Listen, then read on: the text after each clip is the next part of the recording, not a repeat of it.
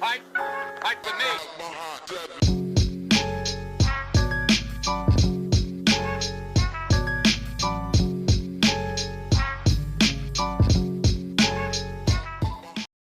Welcome to the second episode of Untitled Interviews. I'm your host, Jawan. Today we have a very special guest, someone I've known almost 10 years of my life. He's up-and-coming clothing designer, producer, creative director. Honestly, one of the first people in this school that allowed me to just be myself. And it's coming full circle for us to have this interview. So we got Anthony Perkins today. How you doing, bro? Good, bro. First of all, before we even get into the interview, bro, let's tell the people where we at. Man, bro, we at Woodland Hills High School. I mean, the place where me and my dog became, we're really at the place where, Jawan became my brother. Really, like, in the gym, in the main gym. It's a blessing to even be in here. And when we was, like, setting up, it's crazy because I had got, like, a lot of memories and stuff, like, even being in here, like, walking through in the summertime, being up in the weight room, just being in here during class for gym and stuff, skipping in here, a whole bunch of stuff. So basically what we're saying is this is legendary. Literally. But before we get into the interview, bro, how you doing? How's your mental health? How you feeling? I'm good, for real, bro. Working, man. Just every day. I feel good, though. I always feel good to I get to wake up and, do what I want. 100%. That's why we're here today, to talk about you doing what you want to do. Literally. That's probably, like, the best thing. So obviously we're going to talk about the brand, but I want to get some background information on Anthony, who you are. So where you from? Where'd your origin start? Yeah, so, like, grew up and played football and stuff for the Hill. Played there first and then played for Swissvale, stuff like that. So really a lot of my origin started on the Hill, like going to the Center that Cares for summer camp and stuff like that. So I spent a lot of my youth there, and then we moved to Forest Hills and been living out there ever since, for real. Went to Catholic school and stuff. So you mentioned the Hill. That's pretty much where you were born at. Explain to me how influential, growing up there has been on your life. Bro, I'd probably say, like, it's probably like having so many ties to the Hill, bro. It's probably like the best thing, cause like August Wilson, Charles Tini Harris, like those two people right there. Like August Wilson, like the plays that he like wrote, and his creative mind and how he was able to just tell stories that was going on every day on the Hill, just through this plays and like good plays like Fences, Jitney, man, those are just the two like big ones, right. And having that inspiration is crazy. And like the Hill is so culture filled, you know what I mean? Like there's so much on the Hill that like people don't even know, like, and I probably say that's really great being, having so many ties there, and like that's where like the first for everything started. Like first time I played football was on the Hill, where that's really my like a good friend of the family, Jerron Grayson. He passed away, but he was probably like the first like fashion influence that I ever had. Him and his father, Reverend Glenn Grayson. Those two right there were probably like from the time I was like 5 to now, like always. Like when Jerome was alive, like always had the new, like he was having like new polo stuff like before it was even like out in Pittsburgh. Like I'm like, he was like probably one of the flyest people that I knew. And then his dad like put me on, and then like they both put me on to like the whole fashion game. So like that's just a connection right there that I couldn't even, get nowhere else. Answered my next 5 or 6 questions, but I'll ask. You mentioned Jimmy Wapo, August Wilson. And I feel like their creative impact on Pittsburgh, even the world, is massive. How do you plan to navigate your way with those names and those big conversations? Yeah, like Wapo, like he actually played football for the Hill too. I played with him, but like he's probably like as of late like probably like one of the biggest names from there. God rest his soul. And just trying to navigate with them, like he was so big, like he kind of set the bar, like musically and like just culturally, you know what I mean? Like he wore the Hill like on his back for real, you know what I mean? So him like just seeing like how he went about it and just try to like keep the same culture with the Hill. Like he always had like the Hill with him everywhere he went, you know what I mean? Everywhere he was saying 1800 and stuff like that. So, he was definitely a big influence, and I plan to just follow it like him. Follow those footsteps. So yeah. I feel like being asked that question when you're already successful is different from when you're climbing to the top. Like when you're already successful, it's easy to say, no, I'm gonna keep getting better, I'm gonna keep growing, or I'm already in those conversations where you really can't predict the future right now of how you'll actually do it. So what I really want to ask you is how much pressure do you feel trying to get to that point, especially being from the Hill and in a creative field yourself? Like, do you feel pressure to get amongst those names? Not really no pressure, bro. You know, it's crazy though. I used to feel a lot of pressure just in general, just from the world, but not really no more, bro. Just you only really feel pressure with like when you just let it bear on you, and like when you just go with everything and you know you working hard, there ain't nothing to have pressure on me about. Cause like you know pressure can like mean like you nervous or something like that, and that's something I had to deal with, like especially when I first started, cause you know I used to be nervous and stuff all the time. So not really no pressure, bro. Just gotta like be myself, stay the course, and always you know keep those names in the back of my head. So I know you don't live on the Hill anymore, but what was that? I think 3 years ago I helped you with a book bag drive as far as the Beneath Foundation. And also I know your family does like Thanksgiving meals, like y'all do charitable stuff. So how important is it for you to give back to your community? Oh, bro, that's like everything. Really, like I really started with my aunt, Laura Dindy. She's been doing that since 2007, and then even before her, like my great grandma, like way back, she used to like you know give people food and stuff for free, like because she had a restaurant, so she would give people food and stuff for free, or like if they didn't have nothing else, they would always be able to go there and get a meal. So I could say like giving back always really been in my family, and like it's basically like in me. So I always wanted to be able to give something back. You know what I mean? So that being able to give back is like probably one of the best feelings. Like I want to give back and like not have my name on it or anything like that. Like there's a lot of stuff that I still do to this day that I don't like post or nothing or even attach myself to. So giving back is like that's probably something that I could always pride myself on, and like always knowing my heart's in the right place. And would you say that completely stems from like your family, or like even something as small as like when you was a young guy, you know, playing football in the OG, like yo, I give you $40, you scored 2 touchdowns today. Like something that small, I feel like can influence you just want to give back. So are there any experiences like that in your childhood that was like, you know what, I'm gonna remember that, and that's gonna make me want to do well for the youngins when I'm in a position to do so? Yeah, definitely, especially playing for the Hill. Cause you know, like you play for Braddock, so you know, like if you score something, they're gonna look out with whatever, and it could be like $40, $10, don't matter. But at that time, I ain't have no, I ain't have no money, exactly. So it definitely comes from that and my family. Like if I could sit up here in front of this camera and say that my family ain't an influence on me giving back, I'd be lying. So I would have to say them, bro. Like, cause I seen it like from 2007. I was in like 2nd, 3rd grade. So we've been doing that every year up until COVID. So I've been seeing my aunt go through every year. Not even sometimes like just seeing how hard it was for her to still do it and be like dog tired the day before Thanksgiving, wake up, do it, and like you know what I mean. So that been in me, and I seen it firsthand. So I feel like I got to. So I want to transition a little bit. So we in the building. I got to talk about, you know, how we're tied to this place. So Woodland Hills High School. Me and you pretty much met here in 10th grade. That's really when we became friends. How much of it was of a culture shock was it to come from a city school to a public one? Whether it be a good thing, it could be, yo, like I seen people dressing different here. It was like, okay, I got to up my style. Or was it like, you know, it could be a bad thing. Like, you know, people were rude here. People were mean. So how was it a shock to you? Oh, bro, it was crazy. Like, it was crazy culture shock, bro, because, like, in middle school, you know, I went to private school. Yeah.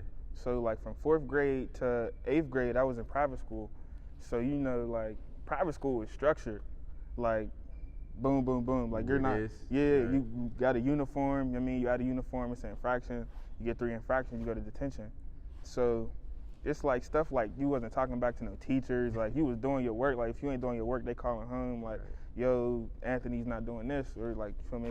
If you went there, like, yo, Juwan's not doing this. Right. So it was real structured and real like to the point, and like that was good for real. So, and then that was just middle school, and then my 9th grade year, you know, I went to City High. That was a charter school. Oh, okay, charter. So no, that's all good. So that was a charter school. So same thing though, still structured. Still, we gotta dress up to go there. You can't be on your phone all day. You can't really be on your phone at all throughout the day. Like, you get on your phone at the end. And the same thing in middle school. So when I got to Woody, it was like You know what I mean? Like, cause in my first day there was a fight, and I'm like, yo, what? I'm like, yo, Probably what at is? 7 in the morning. Yeah, I'm like, and then you got people coming in just loud in the morning. I'm like, and it was people that was just loud and like they were so like they would express themselves. You know what I mean? Like, and that's always a good thing. Like as a kid, as a child, or a teenager, to express yourself. But I had never seen that. Right. So you feel me? And then there's classes like people going to sleep in class. Like I had never seen people go to sleep in class till I got to Woodland Hills, bro. Like the only time you was going to sleep is if you had a pass from the nurse, like, yo, he got a stomach ache or something. He could put his head down for like a little bit. But here, like people just coming to school with nothing, like just phone and headphones, and that's just it. to sleep. Yeah, going to sleep, walking through the hall. I'm like, yo, this is crazy. So like, how did stuff like that personally affect you? Like, did it have, like I said, an effect on you at all? Like coming to school, did you want to sleep, or like did you want to dress how you wanted to? Like how did? Yeah, so it would be like this, bro. So like, within my first 2 weeks, I was shocked, and then by the third week, it was starting to like wear off on me. You feel me? So it was like to the point where I wasn't doing like my own work, and I wasn't like I was starting to go to sleep in class like on my phone a lot, and like I didn't know how to manage it because I had never had to like deal with that. Like my school, you feel me? School for me was structured like my whole life until 10th grade. Like in Woodland Hills, it's structured too, but it's a little more looser. Right. It's so different, and it's more people, more culture, more back. Exactly. So the classrooms is bigger than I've been in too. Like the classes is bigger. So my first like report card that I got from Woodland Hills, bro. Oh my God, my mom was about to kill me, literally. Like, and I'm taking it to football practice, like, 'cause you know, I think we was in like the last couple of weeks, like we was only sophomores, we wasn't playing that much anyway, but we still had to show our report cards and stuff. So I remember Coach Ingles seen mine, bro. You know, Coach Ingles is a clown, so he's like, "God damn, Perk, what is this?" So I'm looking at it, I'm like, "Dang, I ain't never been a great student, bro, but I know." Like this wasn't a reflection of myself, so that whole year I kind of battled with like adjusting to Woodland Hills and what it was like here. So what I also want, this is something I never knew. Did you come here to play football, or was it like? Because I know you live in Forest Hills now, so it was like convenient for you to come to Woodland Hills. But did you have the intention set like I'm going there to play ball? Yeah. Okay. That was the whole thing. Cause in middle school I went to school with Paris Ford, Kenny Robinson. You know, those two guys both played in the NFL, played big time college football. And Harlan Owens, Rashad Wheeler, you know, these are guys, like my middle school was just filled with athletes, and all we did was play sports. So sports was like everything. So our next move was high school. So like a lot of them went to Central. I didn't go to Central. I didn't want to go. So it was like, well, what's the best move for like football, really? Right. So like my whole mindset was just football. Like football. I'm coming to Woody. Woody's good in football. I heard about Miles, so I'm like, oh, all right, I'm gonna go there. You feel me? And play ball. Stuff like that. I would say football was kind of like the source of our relationship, like what really brought us together. Like I remember being at your house summertime, like watching Under Armour All-American one-on-ones, whether it be DBs versus wide receivers or LBs versus RBs, all day long, just watching that.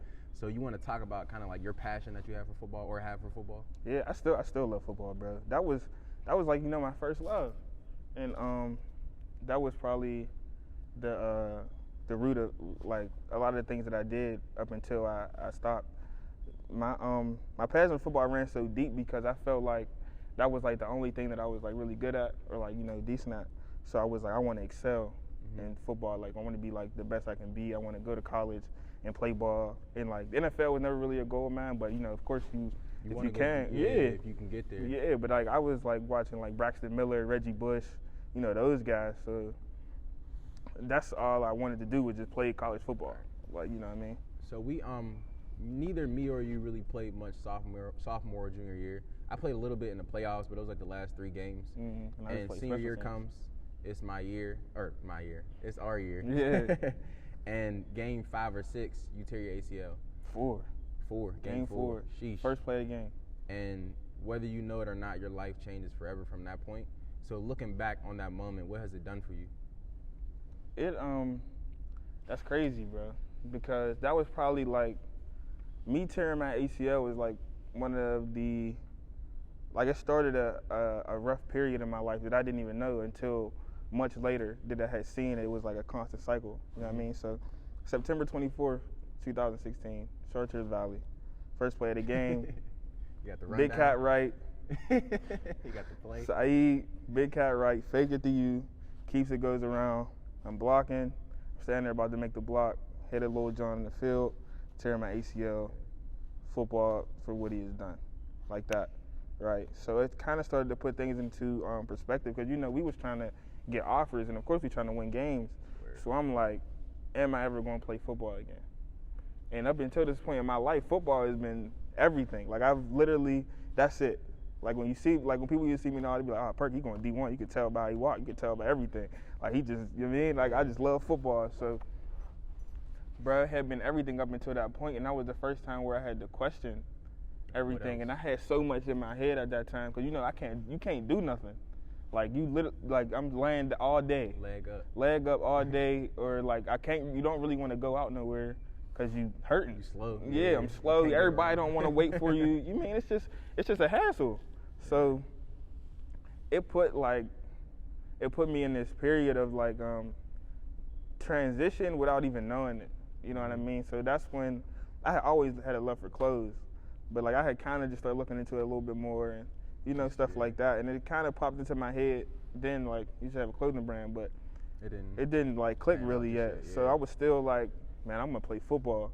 You feel me? So that was the start of probably like I ain't gonna say like a decline in my life, but like a rough period in my life. So like I gave you kind of like some hindsight on, so you could look back. Now I want to kind of address how you were feeling in that moment. Like, what was your thought process when you tore the ACL compared to how you were looking at it now? Like, yeah, I went through a transition, but when you're going through it, like, how are you looking at your life? I was looking at it like, I don't know what I'm doing next. I don't know where I'm going. I don't know what the next move is. And then the thing is, like, you don't even know how to express that to nobody. So it's just all in my head. Like, I'm just thinking, like, what am I going to do? Like, do I really want to go to school and not play ball? Not really. Do I want to go D1? Absolutely. Is that still the goal? Yes. And all I could do was just think about everything. So I was probably in like a bad mental space, but still trying to keep a smile on my face. Like, cause like sometimes you'll think like people don't care. You know what I mean? Mm-hmm. And like I don't know who to talk to about it. So I just keeping it all in my head. And then through the grace of God, Robert Morris gave me a partial. So I was like, all right, I can play ball here. Okay, you kind of took me to the next question. So we graduate 2017. Are you still fully committed to playing ball at that point, or is it just like, I'm going to go with this path until I find something else? Like, did your mindset change when the ACL was torn? Like, after that, the recovery phase, like, what was football to you then? Football was still like everything. You know what I mean? Because I hadn't like fully like made the pivot to think of anything else that I wanted to do. Like I still wanted to play football. Like I still wanted to go and run routes and kill DBs and catch passes and stuff like that. So that was I still longed to get that back. Like I wanted that feeling again of being on the field, suited, going out to a game. Like I missed that. Like, you know what I mean? And that like drive me so much. And then when we were working out in the summer, and I still felt like I was still like slow, like I'm still sluggish. Like it was just like so hard. Like the road to get back was just so like gruesome. Like it's just so much. So I still had it, but I was kind of like, I could see like as the days went on, like I'm like kind of like I'm not really as motivated today. I'm not really. I don't really want to go out here and do these routes or try to get back. So tell me about how did you end up at a JUCO? Because you mentioned RMU giving you the partial, and then I remember you ended up going to, it was like Ohio? Dayton? Yeah, Hocking College. How did you end up at Hocking College? So the whole summer, after we graduate, you was going to Penn State, I was going to Robert Morris. Well, that's where we were, set to go in the fall. Right. So July 31st comes. The next week, after the 31st is when I'm supposed to be moving in. I'm supposed to be moving in on Monday. Get a call. Hey, Anthony, the compliance came, said you might be a non-qualifier with the whoop. I'm like, all right, what does that mean? So at first we really didn't know what it was going to come down to because they were still waiting on some transcripts and the summer school classes I took in 10th grade because it was a rough year. Get there, first week, I'm gone. They find out like, hey, you're a non-qualifier, so I have to pay out of pocket. So I'm like, okay, Mom Dukes don't got it. My pops, he ain't want to co-sign or nothing. So after that, I'm back home, just at the crib, don't know what to do. Like now I'm really like, I don't know what to do. Next? I'm graduated from high school.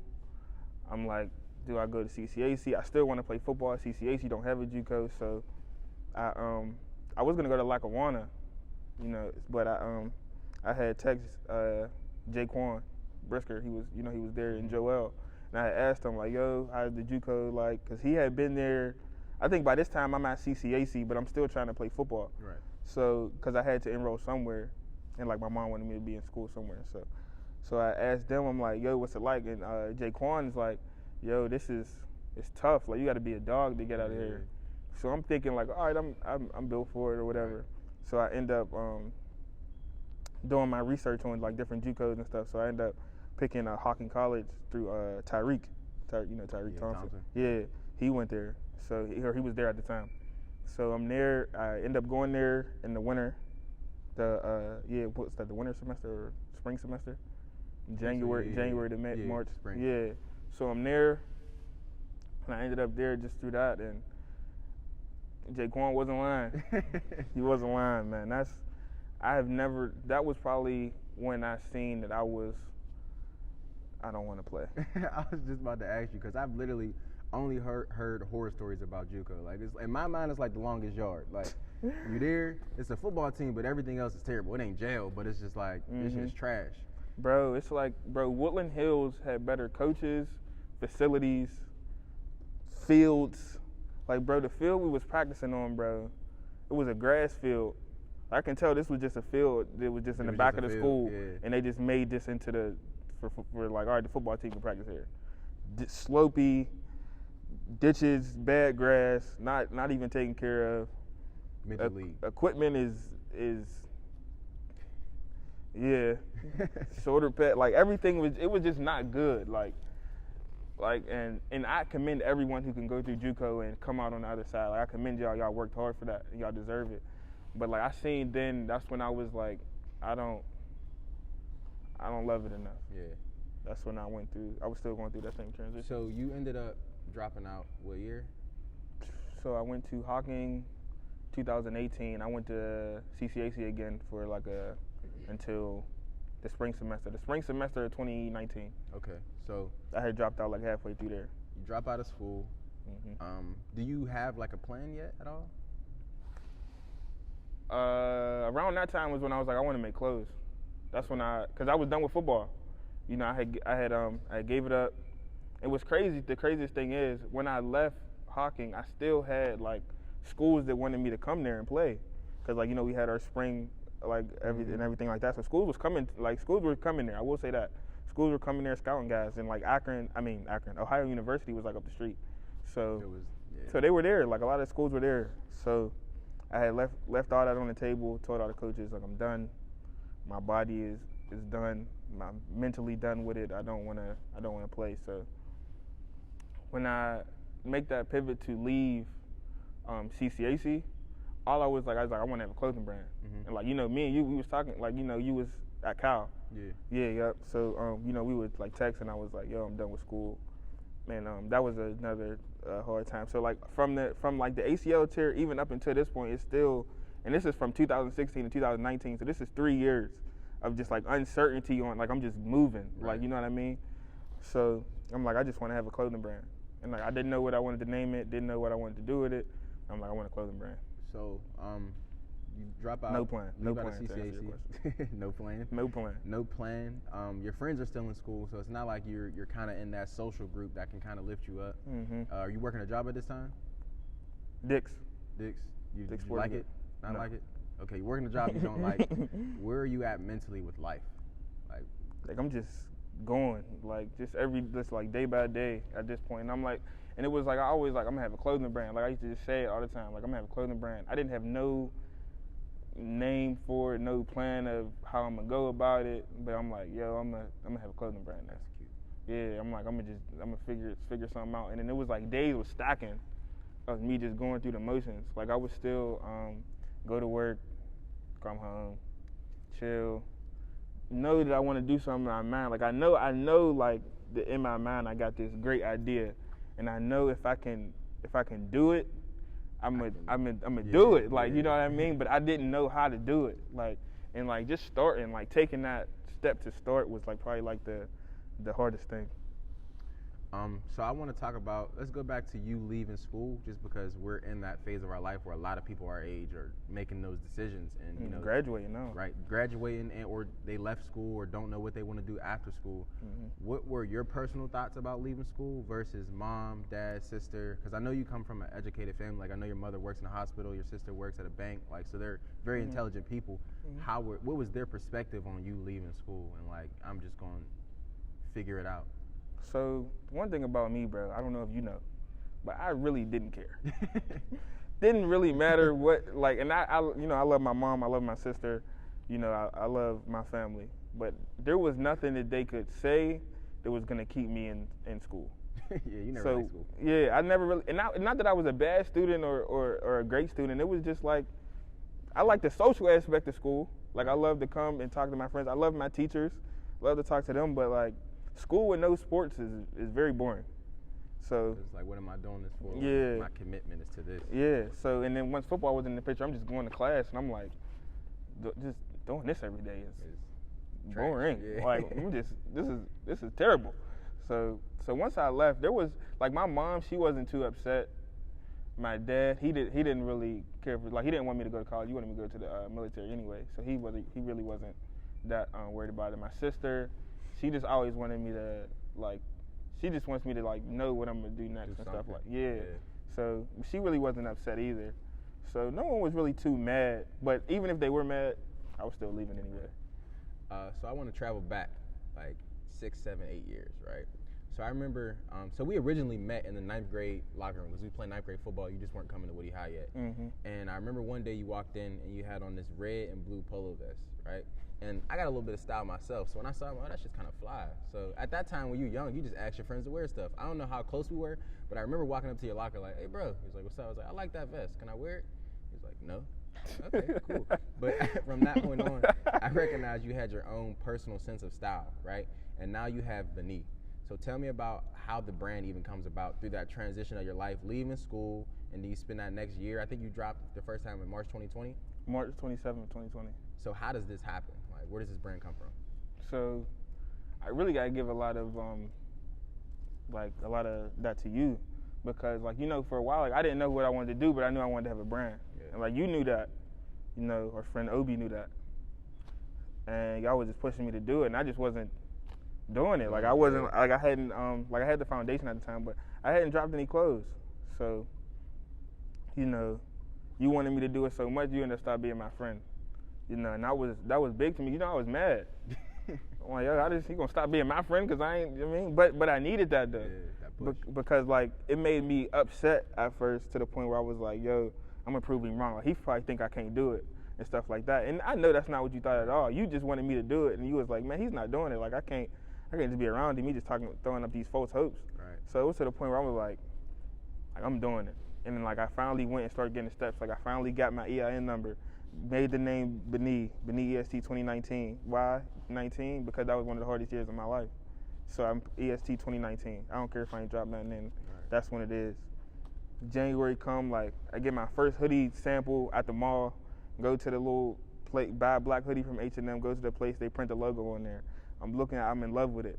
I probably wear that hoodie every day for weeks, just washing it every week and wearing it again. But it just meant so much to me. Yeah. You know what I mean? And I was like, yo, this is mine. And then I finally got to the point where, and I was so scared to put something out. I was like, I got the name, and I'm like, I'm looking at it. I know it's hard. You seen it. This is like, we're back cool. Like, you know what I mean? You see me doing it. So we like, you know, we friends and stuff. And I'm like, I don't know how to put it out. Like, I'm like nervous now. Like, now I'm scared. So we're getting our haircut at Coop's house. Yeah. You in the chair, we talking. Coop cut, and he like, Perk, what you doing? Like, what you want to do? I'm like, I want to have a clothing brand. And he's like, oh yeah, let me see. Cause I think at that time he had like that Get Right stuff. Yeah, him and the guy Slip was doing that. And he's like, oh yeah, let me see. Bro, my heart is beating out my chest when I show him the picture of these mock-ups. And he looks, he's like, yo, these is hard. I already know Coop. And like that second right there just gave me all the confidence that I ever needed. like him saying that, and I was like, it gave me like a relief. You know what I mean? I'm like, all right, my best friends, you, Derek, Scrap, all y'all like it. And then when I got an outside opinion, and I know you would tell me it was weak if it was, but it was just like hearing that from Coop, like somebody that I don't talk to every day, when he was like, oh, this is hard. If you don't do it, I'm gonna do it. I'm like, I remember that. So and I kind of want to. It was good from there. No, go ahead. Cut you off. So I kind of want to tell the people, give them some background about why we actually fell out. Right? Yeah. So I think it's 2019. I think I'm about to put my second book out. I'm kind of like creating content, etc. And I'm just in a phase of building. And I felt like we were still both on paths of discovery, but I had kind of found my niche at that point. So I was just going through what it took to build to get where I wanted to go. Where I feel like you were in a phase of self-discovery where you were like, I don't really know what else to do. And I think my discomfort came where it was like, yo, if you don't know what to do, we got to trash it out. Like, we can't just be here every day and play 2K and talk about women and like do nothing. And I think it was a bit of selfishness out of me, which I feel like we both needed. I needed to be selfish and move myself to a different place where I felt like, yo, the people around me are uplifting me. And I think you needed to be put into that uncomfortable position of like, yo, my best friend doesn't want to be friends with me anymore because I won't follow my dreams. What the hell type of shit is that? That's not something you hear every day. Like a person that's not doing something and their best friend's like, I don't want to be around you then. So what I really want to talk about, because we didn't talk for a few months. Like we were speaking, but it wasn't like we were speaking. It was like happy birthday. Right. Your birthday in September, you texted me. My birthday in October. Happy birthday, bro. Thanks. Right. That's it.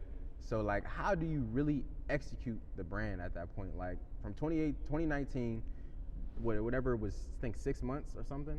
And then next thing I know, you posting a picture of 4 hoodies on the ground. You got your red bottoms on. Yeah, I was about to correct you. I know you got, you know what I mean? And I'm like, yo, these is tough. And I remember you sent me one. So like, what does the execution process look like? Because I didn't see that part. So I went and I was doing research every day. I was like, I'm gonna have the legal point done. So I'm like, I'm getting my EIN number. I'm registering a business in the state of Pennsylvania. I'm getting my logo done. That's when I was like, all right, I'm putting 2019 because I'm like, this is the hardest year, and I'm really getting a lot of the legwork done this year, even though I didn't drop till 2020. I got that done. I got a manufacturer in Virginia named Rocky Washington. Best dude I ever met. He gave me so much wisdom and knowledge and like a good foresight on everything. So met him through my boy Johnny, and then was getting samples in. So that's why anytime somebody asks me how they do it, that's like get samples. Got a lot of samples in. Finally found a good quality that I wanted, and then the ball was rolling from there. Once I got connected with my boy Rocky Washington, that's when I was like, yes, like this is right. Okay, so from that moment you post that picture, feet on the ground, hoodies next to him. Hoodies, what you had, a turquoise, lime green, a gray, and a black, right? Mint, slime, spade, and gray. I'll let you correct it. What is the vision for the brand at that point versus the vision that you have for it 2 years later? At that point, I'm like, I'm about to take over the city. I'm about to drop, and everybody gonna buy one of these. You know what I mean? I'm trying to get everybody in it. But at that time, I was like, I'm about to make a brand so different from everybody else's because my name is already in French. Right. So that's already different right there. I already wanted to have it like, this is luxury. So when you put it on, you feel good. You know what I mean? And that's still kind of how I believe today. But at that point, I was like, I'm about to drop this. I don't care about nobody's opinion. I didn't got the confidence. I didn't got what I needed. Like Coop gave me, like he spoke those words, and it was just so few words, but it meant so much to me. Right. And I'm like, I'm gonna just do it. Like now I'm at this point where like I'm gonna do it. You feel me? So that's how I was right then. So I remember we would have a lot of conversations about the brand. That's what I think what really made me stop being your friend. Like you talk about this shit too much for you to not do it. Like you got the ideas, you got the font, everything you want to do. But that's besides the point. I remember you would say a lot, like, I don't want to have like a regular clothing brand. Like too many people got clothing brands. And that was kind of something that made you not want to do it. And something I remember saying, I was like, well, it's not like yours, bruh. Like you have your own clothing brand. So you separate yourself from that point on. And looking at it now, like the way you produce things is different from everybody else. The way the social media page looks is different from everybody else. The quality is different, right? And you were focused on how saturated the market was. So how do you continue to set yourself apart from people that are just buying a Walmart hoodie and just putting whatever they want on the hoodie? Like, where does your brand separate itself from that? When I got cut and sew manufacturing, when I was able to get that, I was like, now I'm able to make, like, now we really rolling. Yeah, now we really get into it. Like, now I can really make what I want to make. You feel me? Once I was able to get that cut and sew manufacturing, I was able to move in a different level. You feel what I'm saying? Yeah. And then that gave me like a different level of like confidence too. I'm like, now I know nobody is getting what I got. Like, yeah, like now I had a book of swatches.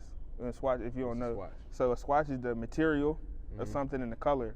So we'll have this material in there and this color, and then like different colors of the same material. So I get that book, and I'm like, but this is before I had the manufacturer though. So before I had the plug, I'm like, oh, I want to make something like this, but I wanted to have this on the side, and so I'm writing it down. But I'm like, and I'm like, this is for when I get my cut and sew manufacturer, because I still got Rocky. We printing, we rolling, we doing it like that. You feel what I'm saying? We dropping tees. We still did the hoodies a little bit. So now I had took like a break too. Like I hadn't dropped for a little bit before I had got that cut and sew.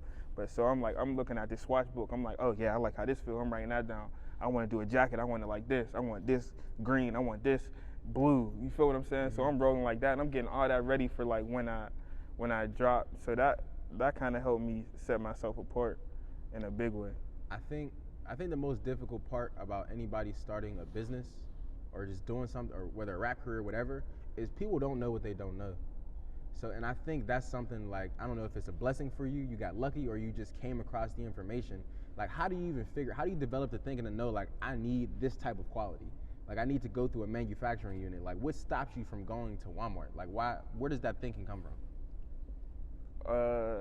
Seeing a lot of different brands and noticing that this is printed on the Gildan, this is printed on the Hanes, this is printed on the Independent. Like I know these, like I didn't did so much research.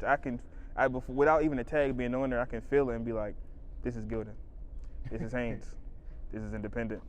I know, like, and I'm like, I don't want my stuff to feel like that. I want you to feel when you put it on, like you got this hoodie on, this is thick. Like, yo, I can wear this outside. I don't need no coat. You feel me? And a lot of times whether we're doing a shoot for Benny or whatever, the first thing people say when they put it on is like, yo, this is actually good quality. Like they're surprised, and it's like, yo, this feels good on me. Exactly. And I feel like, bro, that right there, bro, that shows you that people aren't used to getting stuff that's really good quality, bro. And that's why I pride myself on this is going to be good quality. So Benny now has 2 manufacturing units, one in Pakistan and one in Jersey, so I'll dap you up. Congratulations on that. Thank you. This is a side question. When it comes to creating a piece, what's more important, how the customer feels when they receive it, or how you feel when you create it? That's a good question. Both, because in my mind when I'm making it, I'm like, when they put this on, I want them to feel something. You feel me? And when I get it, I'm like, I just made this from nothing. Like when you're, like it's kind of like making music. Like you ever see, like Big Sean said, when you're making music, you're creating things that don't exist. So you're pulling something from here, you're pulling something from here, and you're making it into one. So when I get it, like when it comes and it's and I done looked at all the pictures, and I done seen it go through the whole process, and then once it gets to me, it's like I just created something that is nowhere else. Like it came from, like everything came from in here. You feel what I'm saying? So when you see it, you're like, dang, I just made this. And then when someone buys it, they're like, yo, this isn't anywhere. Like this is only here, and I just got this. So I want them to feel good about their purchase. You feel what I'm saying? I got you. So I want to talk about kind of like how Benny has changed your life, right?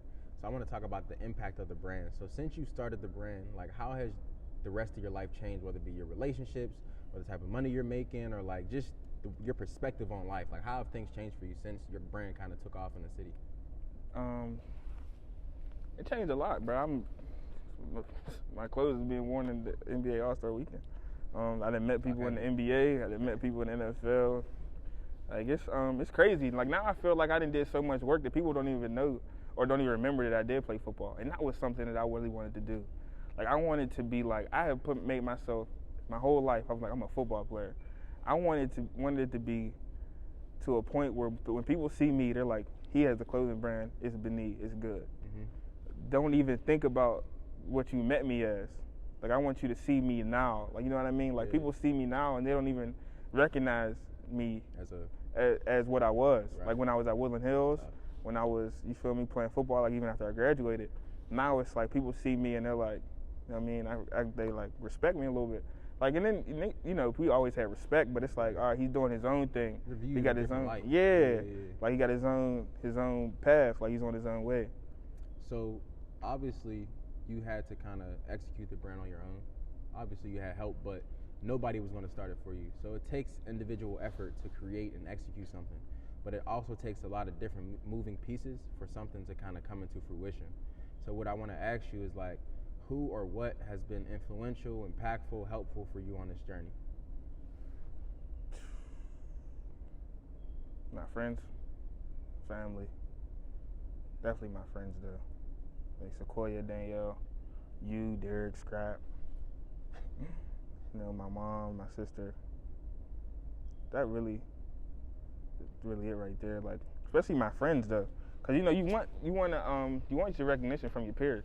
100%. Like, your family, like, they may support you, they may not. You really, like, you may care, you may not care. But, like, your peers, like, those are the opinions that you really value. Yeah. And, like, one of my friends, like, excuse me, like, seen that I was, like, doing something, like, when you seen it, and then, you know, when Scrap seen it, when Derek seen it, when Sequoia seen it, Danielle. Once y'all seen it, y'all gave me a lot of, like, push me. Yeah, and, like, y'all pushed me to keep going. Did you experience any discouragement, like somebody telling you that it was weak? Has anybody told you that? Or that you just couldn't do it? Even before people said I couldn't do it. Definitely, when I first used to talk about it, people used to say I couldn't do it. And I used to get in my head, too. That was another reason why it took me so long.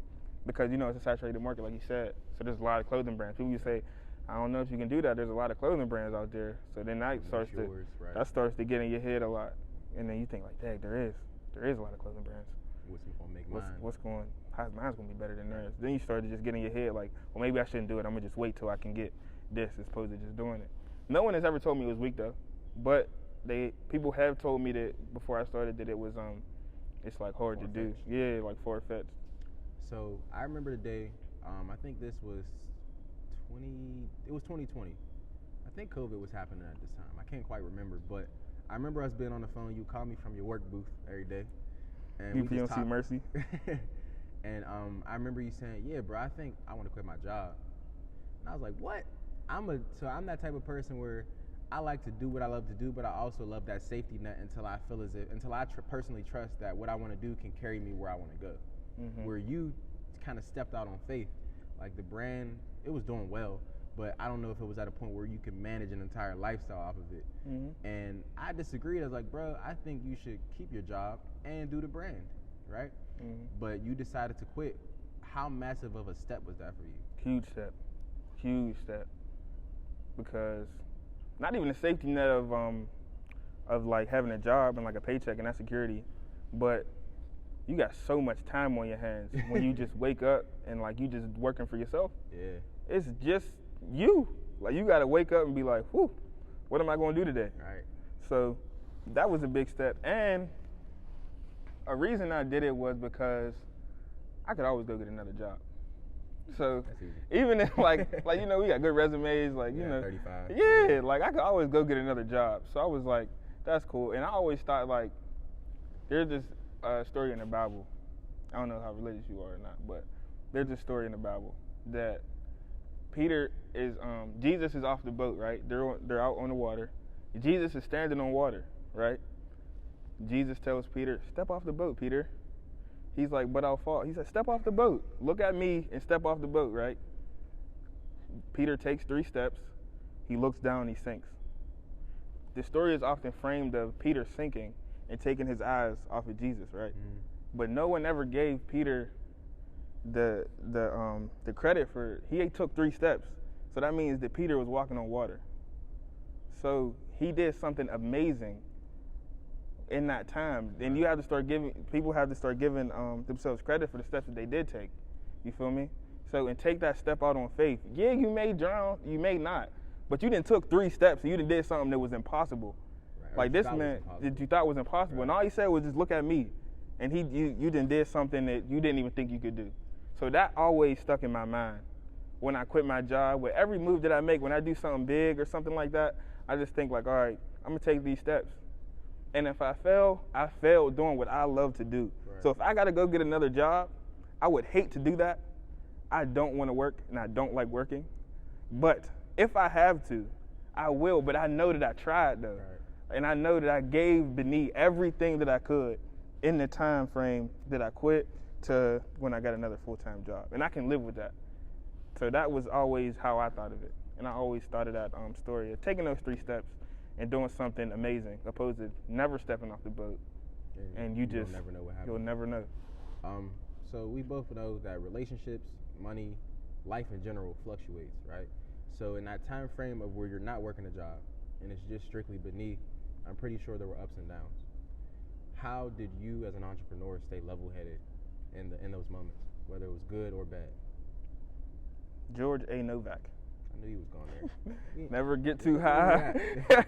Never get too high, never get too low. And that right there, like, yeah, you're going to be going through like a good period. Like the summertime, the shorts was booming. Mm-hmm.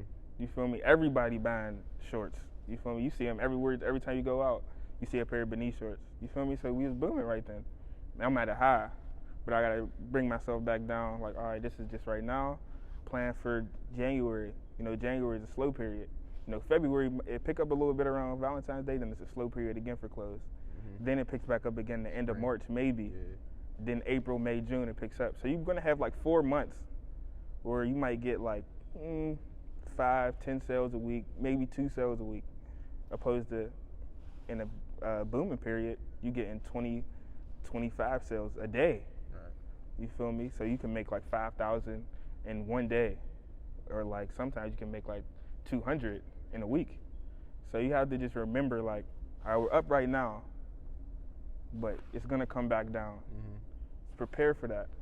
Stay mindful, enjoy it, but don't, Yeah. You're not there yet. Yeah. Right? So just stay. So what I want to talk to you about, because this is super dope to me, I see a lot of notable and accomplished people wearing your clothes. So we got T. Boyd, he wore it to the AFC Championship game. That's the Cincinnati Bengals slot wide receiver. Mm-hmm. We got Desmond Bain, Memphis Grizzlies shooting guard.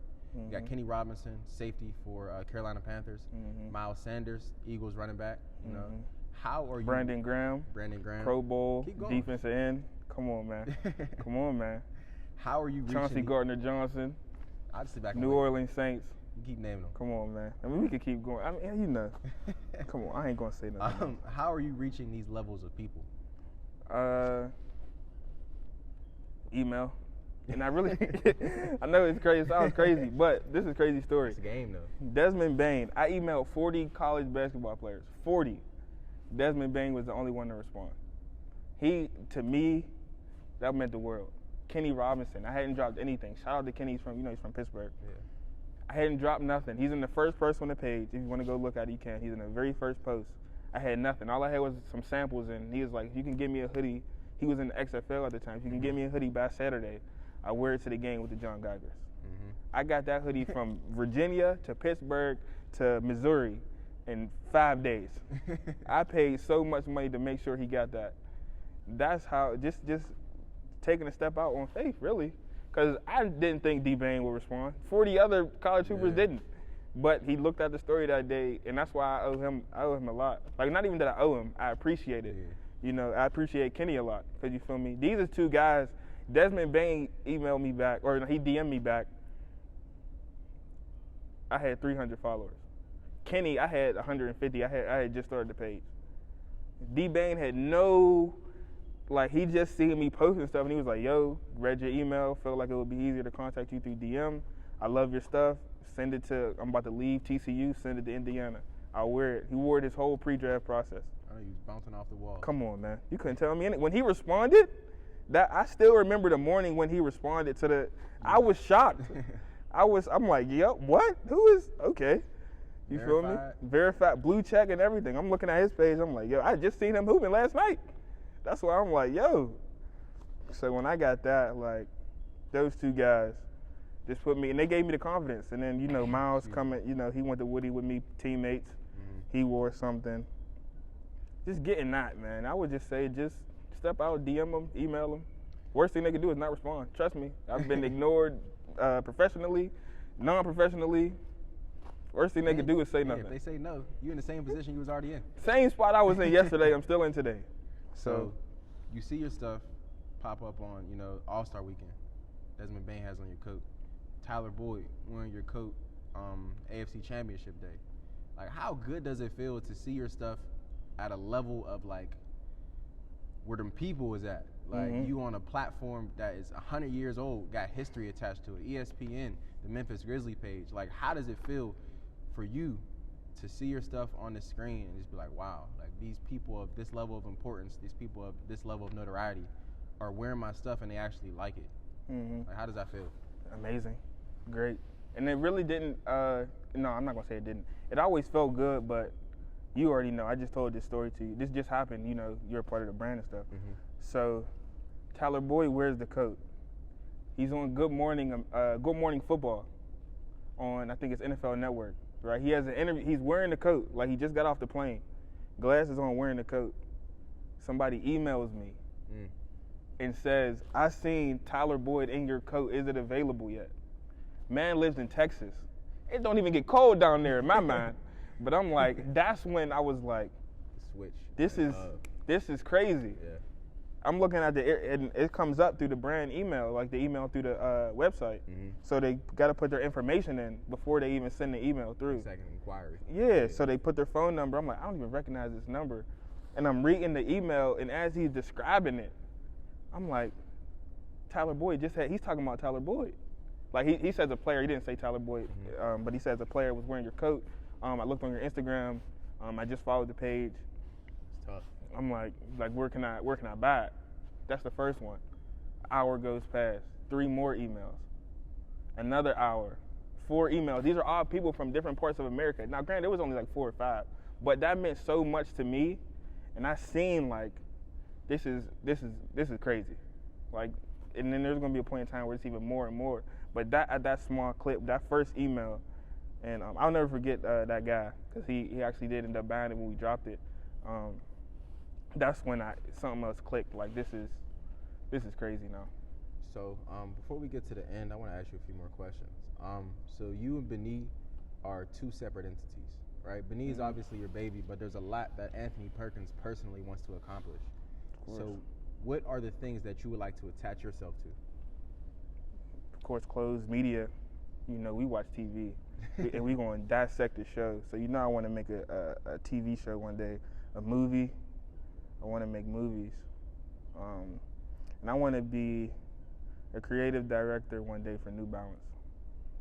I'm gonna be a creative director one day for New Balance, and I am going to collab one day with one of the major 5 clothing brands in the world: Gucci, Louis, Prada, Fendi, Dior, and I'm gonna get attached to one of those as Anthony Perkins, and bring the brand with me, and of course bring you with me as well.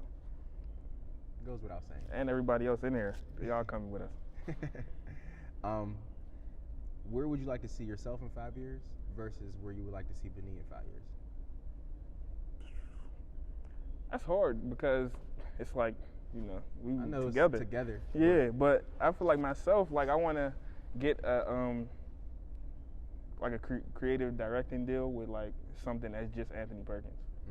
So that would probably be something I would want for myself in 5 years. And Benny in 5 years, I want to be featured in GQ frequently, and just like we up now. We're gonna get there. Like, yeah, we there. Like, when you say Benny, it's like it hits the same as when you say like, oh, he got Louis on it. Prada. Yeah. Like, that's how I want the brand. Well, next I want to ask you, what's next for the brand? You got a few dope pieces for me. Want to talk about them? Yeah, of course. We're gonna start with this one. It's a varsity jacket. This was a sample, and I got the B on there. And then this right here is important as well. It says, "Having a dream is a blessing. Not following your dream comes with regret. Write your own story. Take that step." So this is big to me. And on the back it has dreaming. And then we just finished with a subtle 21 here for the year 2021. That's also a 101, right? Yeah, also a 101. And I gifted this to you, my best friend. You're the only one that's gonna have this. So no one's ever gonna have this piece ever. and I made it specifically for you. And I don't even know if you knew that, but I made this specifically for you. So I was glad when I gave it to you, you actually liked it. Appreciate you feel me? Boy. And we're gonna be dropping some varsity jackets this spring as well. So, but this specific one I gifted to my brother here, and this was a nice, dope piece. And I like the message right here. This really means a lot to me. What we got next? And then we got the IV coat. This is actually named after my nephew, because he's Sam Sam's his nickname, but Samuel Murdoch here is the fourth. So IV is on his like in his name. So name this the IV coat after him. Subtle, puffer, decently. You can feel it out there. You know, it feel thick. Yeah. Gonna keep you warm. Inside. Yeah, and then Gotta show them the inside. And then the purple inside, the nice finish. It's my favorite color, so I wanted to add something purple here. This is just a dope piece all around. And then we got the mountain over here with the beanie on it. So this is a great piece, and this is what Tyler Boyd wore. This first one to wear it. He wore it to the AFC Championship game, and Desmond Bain had it on at All-Star Weekend. So this is a great piece and means a lot. Then come down here. We got the Sydney puffer, nice shiny. So you can feel that one too. This is a little thick, a little bit lighter though. Feels good. This one is actually named after my niece. Her name is Sydney. So I wanted to name something after her because, you know, my niece and nephew love them to death. Annoying, but love them. Got the beanie on the back. It's a nice finish. Then just a black inside on here with the beanie tag, stars on the back. So you're going up. It's a dope piece right here. Really like that one. I love this one already.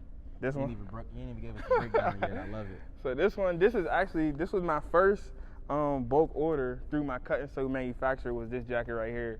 And the crazy story about this one is the first person to ever get this was Kenny Robinson. He got this, you know, he got the red right here, red up here. Kenny was the first one to get this. He was like, I showed it to him. He's like, bro, I need this. And I sent it to him. And it took him, it was so long. I thought he was lying to me when he said he needed it because he didn't wear it for like a year. And then he wore it to, I think it was either the last game or the second to last game. He wore it to the game, was featured on the NFL page. Yeah, it was in a dope montage. I think he had like one of the fits of the week or something like that. So got the red beanie right here, got the thumb tab here, and with the beanie right here. I like this jacket a lot. What's the material? The material on this was based off of like a Carhartt type, because I wanted it to be thick and like feel good. You can feel that as well. Like, you know, yeah. Nice. Yeah. So this was to be like, you know, keep you a little warm, but it's still a windbreaker. So can't wear it when it's too cold. You know, wear the Sydney or the IV coat. You got a bag here? We moved down here to the bag. Got this. Only one made. Hoping this will be a one-on-one for me too. Only one made. Got the beanie right here with the black metal. Got the beanie tab right here. Open it up. You can get on the inside. One of these cameras, please. Got the beneath finish right here. And there's another one. There should be another one. I thought. Maybe there isn't. I thought there was. Nah, we just got the beneath finish right here, which is dope. That's embroidery in Boston. You can feel that as well if you want to, bro. That's nice. Yeah, we got the inner pocket in there. So it's just a couple pieces, man. Two of these. This hasn't dropped. This hasn't dropped. Maybe it'll come out. Maybe it won't. I don't know yet. Haven't made that decision. Well, overall, bro, I just want to let you know, proud of you. Thankful and grateful for this interview. Had a lot of fun. We had some good conversation. I believe will be, you know, one of them hits. Yeah. But yeah, this is something we can look back on in a few years and kind of just be like, wow, like we accomplished this. We in our high school gym. Yeah. You know, it took a lot to get approved. Yeah, a lot of red tape. So just want to dap you up, bro. Appreciate you. For It's the sure. conclusion of another episode of Untitled Interviews. I'm your host, Juwan Hill. You want to drop your tag, drop your information? I'm Anthony Perkins, you know, the creator of Beneath, creator of Untitled, where this will be dropped on. Really excited about that. Really blessed to have him right here with me every step of the way. This is really my dog. I love him. So you can follow the brand at Beneath EST19. You can check out the website, BeneathEST19.com, and follow Untitled_Productions on Instagram as well. Follow me at Anthony B. Perkins. That's a wrap. Fight the me.